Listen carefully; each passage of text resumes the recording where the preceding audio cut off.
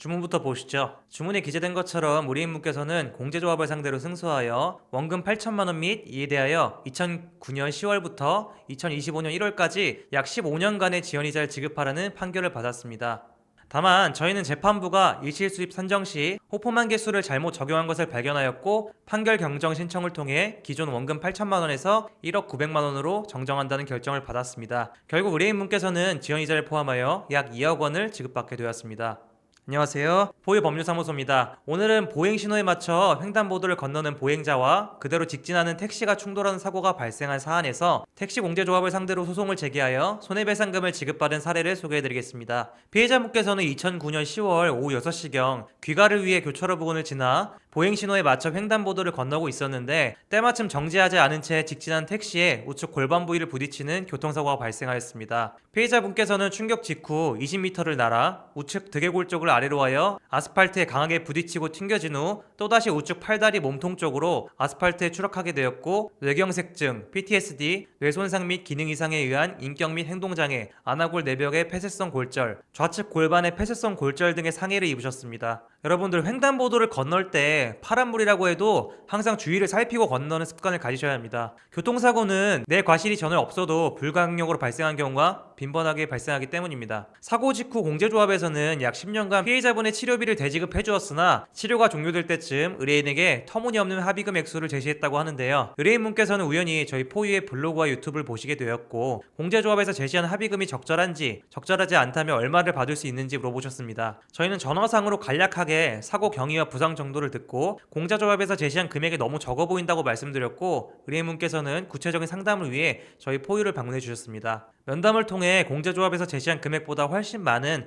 손해배상금을 받을 수 있다고 확신하게 되었고 공제조합을 상대로 손해배상 소송을 제기하였습니다. 그럴 것이 보험사는 지연이자를 포함하여 합의금을 주지 않지만 소송에서는 지연이자를 포함하여 손해배상금을 지급해야 하는데 이미 사고일로부터 10년이 넘어 지연이자만 50%가 책정되어야 하기 때문이었죠. 자, 그럼 저희 포유에서는 공제조합을 상대로 어떻게 2억 원이 넘는 손해배상금을 받을 수 있었는지 같이 살펴보겠습니다. 저희는 의뢰인분의 의무기록을 검토한 후 의뢰인이 호소하는 현재의 병적 증상과 관련된 기왕증은 없었으며 교통사고로 인해 좌측 고관절의 운동 제한, 뇌의 구조적 및 기능 이상이 발생하였다는 내용 등을 담은 신체감정서를 작성하였고 신경외과, 정형외과, 성형외과에서 신체감정을 받게 되었습니다. 첫 번째, 신경외과 신체감정서를 함께 보시면요. 현재의 병적 증상 교통사고로 인한 것이며 달리 기왕증은 존재하지 아니한다는 소견, 진찰비, 검사비용, 투약 등 향후 치료비용으로 추후 10년 동안 매년 약 130만원의 치료비가 필요할 것으로 예상된다는 소견, 맥브라이드 장애평가표 중추신경계의 기질적인 질환 항목에 따라 15%의 영구적인 장애가 예상된다는 소견을 제시하였습니다. 두 번째, 정형외과 골반골절 신체감정서를 함께 보시면요. 좌측 고관절 운동범위 측정상 내전 45도, 외전 45도, 굴곡 120도, 신전 10도, 외회전 45도, 내외전 45도 측정되었다는 소견, 현재의 병적 증상이 교통사고로 인한 것임을 배제할 수는 없고 달리 기왕증은 없다는 소견, 맥브라이드 장애평가표에 따라 수상일로부터 3년간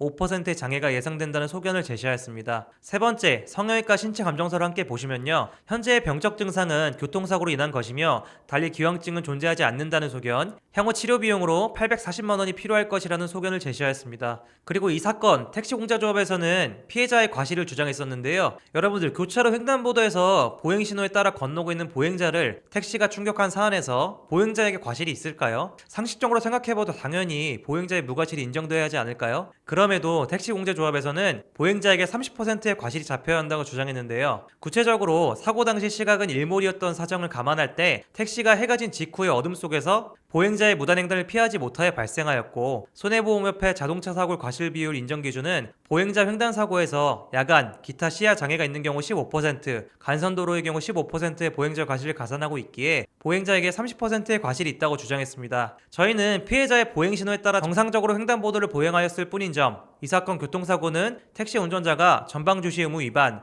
횡단 보행자 보호 위반, 신호 또는 지시 위반 등 과실로 발생한 점 등을 주장하며 택시 운전자에게 100%의 과실이 있다고 주장했습니다. 결국 재판부에서는 저희 측의 의견을 수용하여 택시 운전자에게 100%의 과실이 존재한다고 보았습니다. 오늘은 피해자분이 교통사고로 인해 뇌경색증, PTSD, 골반고 골절 등 상해를 입은 사안에서 소송을 통하여 향후 치료비, 일시수입, 위자료 등 항목으로 지연이자를 포함하여 약 2억 원의 손해배상금을 지급받은 사례를 소개해드렸습니다. 소개해드렸습니다. 다만 앞서 보신 것처럼 적정 과실 비율 및 노동력 상실률을 인정받기 위해서는 교통사고 분야의 경험과 지식이 많은 교통사고 전문 변호사의 도움이 필요합니다. 혹여 교통사고로 어려움을 겪고 계신 분들이 있으시다면 홀로 고민하지 마시고 언제든지 저희 포유 연락 주시기 바랍니다. 감사합니다.